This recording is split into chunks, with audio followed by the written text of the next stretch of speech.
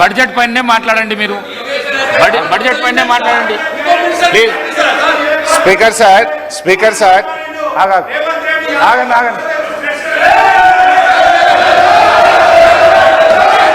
Speaker sir ఇప్పుడు గంటన్నర అంటున్నారు.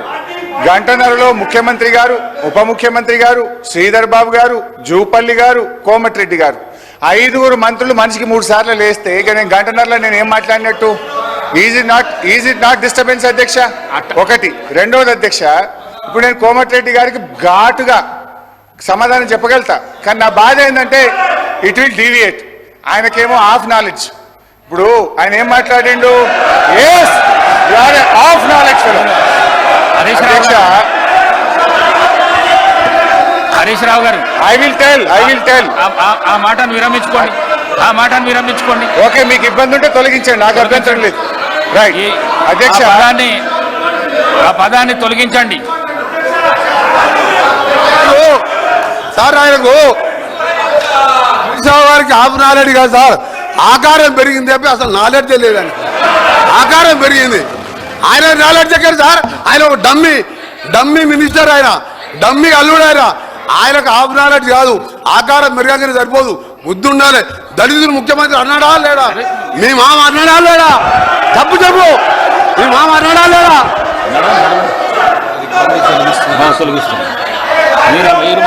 స్పీకర్ సార్ ఇదే కోమటిరెడ్డి వెంకటరెడ్డి గారు 50 కోట్లకు పిసిసి అధ్యక్ష పదవి కొనుక్కునే రేవంత్ రెడ్డి గారని ఈయనే చెప్పింది కదా సార్. మరి దాన్ని ఏమంటారు అధ్యక్ష? ఇదే కోమటిరెడ్డి వెంకటరెడ్డి గారు జిల్లా కలెక్టరేట్లు, సచివాలయాలు అద్భుతంగా కట్టిండు కేసీఆర్ గారని ఈయన గారే చాలా సార్లు మెచ్చుకున్నాడు అధ్యక్ష. ఇవాళ నేను ఎందుకు ఆ మాట అన్నంటే అధ్యక్ష, కోమటిరెడ్డి వెంకటరెడ్డి గారు మేము అగ్రికల్చర్ కు 72,000 కోట్లు పెట్టామన్నాడు.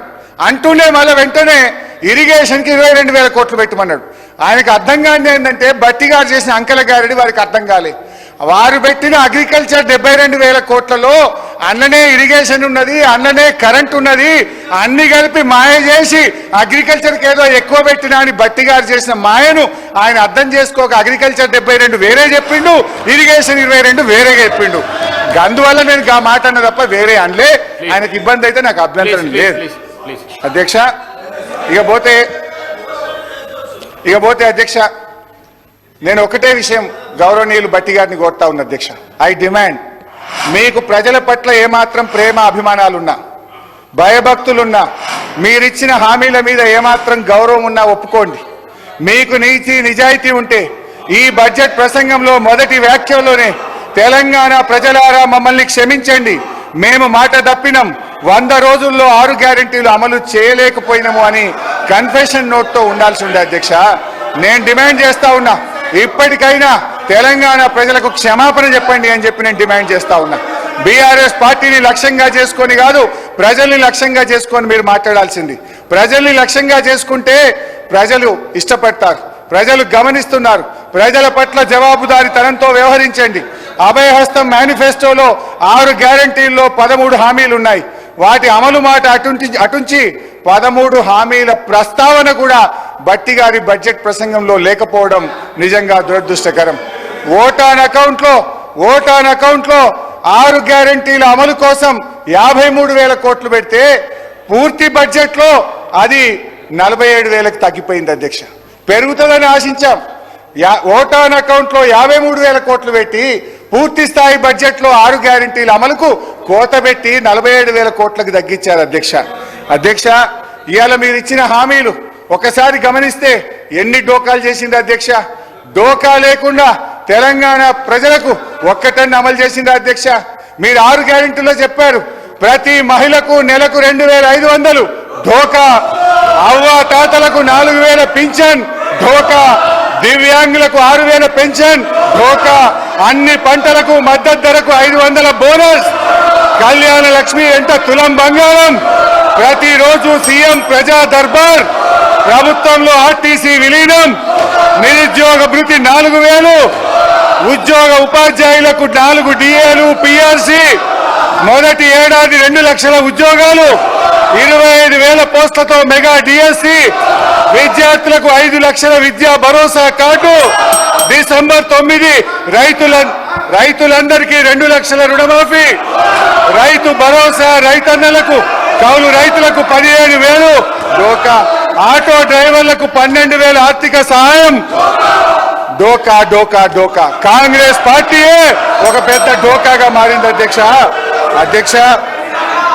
మహాలక్ష్మి కాంగ్రెస్ మేనిఫెస్టోలో మొట్టమొదటి హామీ మహాలక్ష్మి పథకం. దాంట్లో మహిళలందరినీ ఆకర్షించి ప్రధానమైన అంశం ఆ మహిళలకు నెలకు 2,500 చెల్లిస్తామని ఆ రోజు చెప్పారు అధ్యక్ష. కానీ అధికారంలో వచ్చి 8 నెలలు గడిచిపోయింది. మీరు ఇప్పటికే అమలు చేసి ఉంటే ప్రతి మహిళ అకౌంట్లో 20,000 రూపాయలు పడి ఉండే. ఇవాళ బడ్జెట్లో అయినా మహాలక్ష్మి కోసం ఏమైనా లక్ష్మిని కేటాయించారంటే లేదు అధ్యక్ష. మహాలక్ష్మి పథకం కోసం గత ఓటాన్ అకౌంట్లో 4,500 కోట్లు ప్రతిపాదించారు. కానీ పూర్తి స్థాయి బడ్జెట్ వచ్చేసరికి మహాలక్ష్మి మాయమైంది అధ్యక్ష. పార్లమెంట్ ఎన్నికల ముందు ఓట్ల కోసం పెట్టారు, ఇప్పుడు అమలు విషయంలో మొండి చేయి చూపారు అధ్యక్ష. ఇందిరమ్మ రాజ్యంలో మహిళలకు జరుగుతున్న న్యాయం ఇది అధ్యక్ష. నేను వారిని కోరేది ఒకటే, మహాలక్ష్మి పథకాన్ని మీరు సత్వరమే అమలు చేయండి, బడ్జెట్లో నిధులు కేటాయించండి.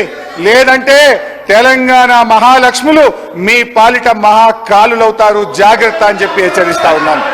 అదేవిధంగా గ్యాస్ సిలిండర్ అధ్యక్ష, ఎన్నికల ముందు 500కే గ్యాస్ సిలిండర్ అందరికీ అన్నారు అధ్యక్ష. కానీ ఇవాళ షరతులు పెట్టారు. హరీష్ రావు గారు కన్క్లూడ్ చేయండి సబ్జెక్ట్ ప్లీజ్. సాధారణంగా వ్యాపార ప్రకటనలో ఈ రకమైన వైఖరి ఉంటుంది. పెద్ద అక్షరాలతో ఆకర్షణీయమైన ఆఫర్ పెట్టి కిందెక్కడో చిన్న చిన్న షరతులు వర్తిస్తాయని కనిపించకుండా పెట్టారు. ప్రభుత్వ వైఖరి కూడా వ్యాపార వ్యవహారాల వలె ఉండడం శోచనీయం అధ్యక్ష. మేం కోరేది ఒక్కటే, తెల్ల రేషన్ కార్డులు ఉన్న వారందరికీ ఈ ఉచిత గ్యాస్ సిలిండర్ సబ్సిడీ పథకాన్ని వర్తింపజేయాలని కోరుతా ఉన్నాం అధ్యక్ష.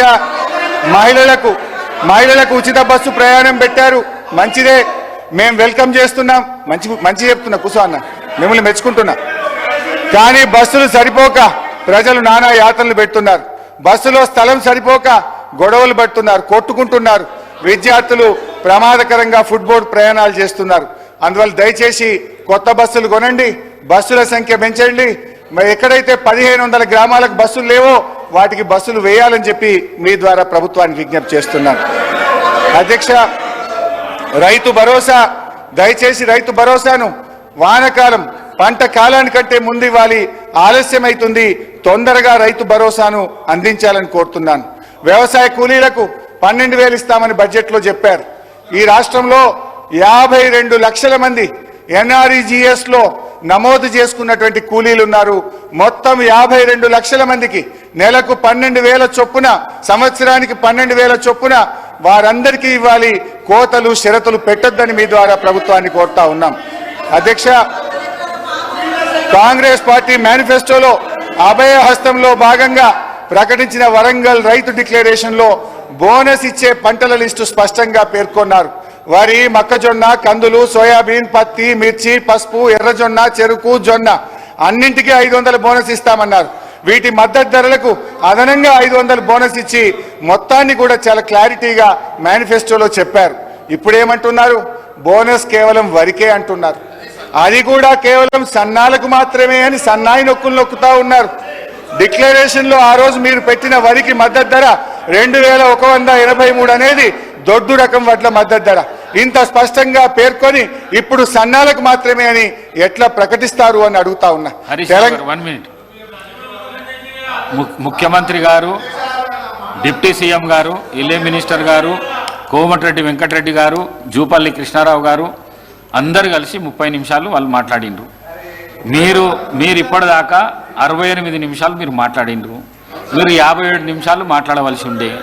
ఇక తొందరగా కన్క్లూడ్ చేస్తే వేరే సభ్యులకు అవకాశం. స్పీకర్ సార్, బడ్జెట్ అనేది శాసనసభలో చాలా ముఖ్యమైనది అధ్యక్ష. మీరు ఇట్లా మా గొంతు నొక్కే ప్రయత్నం చేయొద్దు. నేను సబ్జెక్ట్ డీవియేట్ కాను అధ్యక్ష, సబ్జెక్ట్ మీదనే మాట్లాడతాను అధ్యక్ష. ఇప్పుడు 5 మంత్రులు ముఖ్యమంత్రి గారు మాట్లాడితే వాళ్ళకి సమాధానం చెప్పడానికే పావుగంట పోయింది కదా సార్. నా టైం డీవియేట్ అయింది కదా సార్. దయచేసి కైండ్లీ కోఆపరేట్ అధ్యక్ష. తెలంగాణలో మనకు పండేదే 90% దొడ్డు వడ్ల అధ్యక్ష.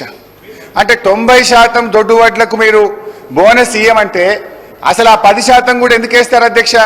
అందులో మెజారిటీ ఇంటి మందం తిండి గింజల కోసం రైతులు సన్నవడ్లు వేసుకుంటారు. అంటే మార్కెట్లోకి వచ్చే దొడ్డు వడ్లకు ఇయ్యమంటే ఇది రైతులకు మీరు మాట ఇచ్చిన వడ్లకు బోనస్ బోగస్ అవుతుంది. దయచేసి మీరు మేనిఫెస్టోలో చెప్పినట్టు అన్ని పంటలకు అన్ని రకాల వడ్లకు బోనస్ ఇవ్వండి అని చెప్పి నేను కోరుతా ఉన్నా అధ్యక్ష. సన్నాల సాగు పెంచండి, కానీ దొడ్డు రకానికి ద్రోహం చేయకండి అని మీ ద్వారా ప్రభుత్వాన్ని కోరుతున్నా అధ్యక్ష. అధ్యక్ష, గృహజ్యోతి ప్రారంభమైంది, సంతోషం, ఐ అప్రిషియేట్. కానీ గృహజ్యోతి కూడా పాక్షికంగానే జరుగుతూ ఉంది. నేను కోరేది ఒక్కటే, రాష్ట్రంలో 90 లక్షల తెల్ల రేషన్ కార్డు హోల్డర్స్ ఉన్నారు. తెల్ల రేషన్ కార్డు ఉన్న ప్రతి ఒక్కరికి 200 యూనిట్ల వరకు గృహజ్యోతిని వర్తింపజేసి న్యాయం చేయాలని చెప్పి నేను గౌరవ ప్రభుత్వాన్ని, ఉప ముఖ్యమంత్రి గారిని కోరుతా ఉన్నా అధ్యక్ష. ఇకపోతే యువ వికాసం 5వ గ్యారంటీ, యువ వికాసం కింద విద్యార్థులకు 5 లక్షల విద్యా భరోసా కార్డు అన్నారు అధ్యక్ష. ఆ కార్డు ఉంటే ఫీజులే కట్టవలసిన అవసరం లేదన్నారు అధ్యక్ష. ఇప్పటి వరకు కార్డు లేదు, కాకరకాయ లేదు అధ్యక్ష. ఆ ఊసే ఎత్తుతలేరు. యువ వికాసం కోసం మరో మోసం కాకూడదని ఈ యువ వికాసాన్ని వెంటనే ఈ ప్రభుత్వం ప్రారంభించేలేగా మరి ఆ భగవంతుని నేను ప్రార్థిస్తా ఉన్నా అధ్యక్ష. 6వ గ్యారంటీ అధ్యక్ష, ఈ బడ్జెట్లో కనీస ప్రస్తావన లేని గ్యారంటీ చేయూత అనే గ్యారంటీ. ఎన్నికల సభల్లో గౌరవ ముఖ్యమంత్రి గారు ఎంత గొప్పగా చెప్పిండు అధ్యక్ష. అవాని పింఛన్ ఎంత? 2000. ఇగో డిసెంబర్ 9 నాడు ఇందిరమ్మ రాజ్యం వస్తుంది, నీకు 4000 రూపాయలు పడతాయి డిసెంబర్లో. నీ మన్మడొచ్చి పెట్రోల్కో డీజిల్కో 500 1000 నీ కాళ్ళొత్తుతాడు అన్నాడు ఈ ముఖ్యమంత్రి. మరి ఆ ముఖ్యమంత్రి మాటలు నమ్మి మురిసిపోయి కాంగ్రెస్